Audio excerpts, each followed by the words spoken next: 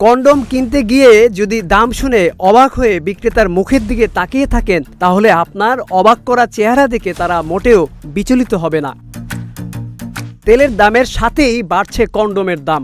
ভারতীয় কন্ডোম প্রস্তুতকারক সংস্থা আভা ইরান যুদ্ধের কারণে তাদের সরবরাহে ব্যাঘাত এবং তেল থেকে প্রাপ্ত কাঁচামালের ঘাটতিজনিত কারণে ভারত ও পশ্চিমা বাজারে কন্ডোমের দাম বৃদ্ধির বিষয়ে সিদ্ধান্ত নিয়েছে।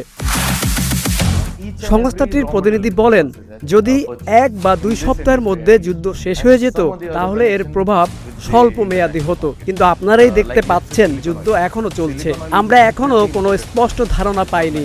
কাঁচামাল সংগ্রহের জন্য আমাদের এখনো অতিরিক্ত অর্থ ব্যয় করতে হচ্ছে এবং আমার মনে হয় না এখন দাম কমবে। তিনি আরো বলেন, আমরা তৃতীয় পক্ষের প্রস্তুতকারক।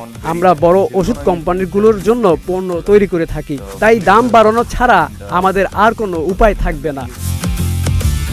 মহারাষ্ট্রের কারখানা থেকে পাওয়া ফুটেজে কন্ডোম পরীক্ষা ও প্যাকেজ করার দৃশ্য দেখা যায়।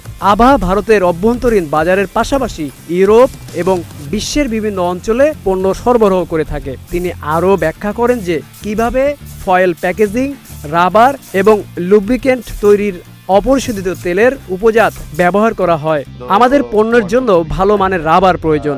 এটি টায়ারে ব্যবহৃত রাবারের মতো, অন্য কোনো পণ্যের মতো না, এবং অনেক পণ্যই রাবার ভিত্তিক, কিন্তু আমাদের পণ্যের ক্ষেত্রে আমরা রাবারের মানের সাথে আপোস করতে পারি না, কারণ পণ্যটি অত্যন্ত গুরুত্বপূর্ণ। এশিয়ার মোট ন্যাফতা সরবরাহের অর্ধেক আসে মধ্যপ্রাচ্য থেকে এবং ইরান যুদ্ধ শুরু হওয়ার পর থেকে এর দাম 4 গুণ বেড়ে গিয়েছে বলে জানা যায়। এর কারণ হলো জাহাজ চলাচল এবং সরবরাহে শৃঙ্খলায় বিঘ্ন ঘটা, বিশেষ করে গুরুত্বপূর্ণ Hormuz প্রণালীতে।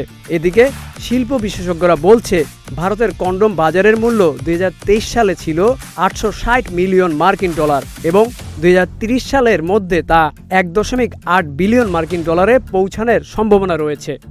Aminul Islam, news flash 71।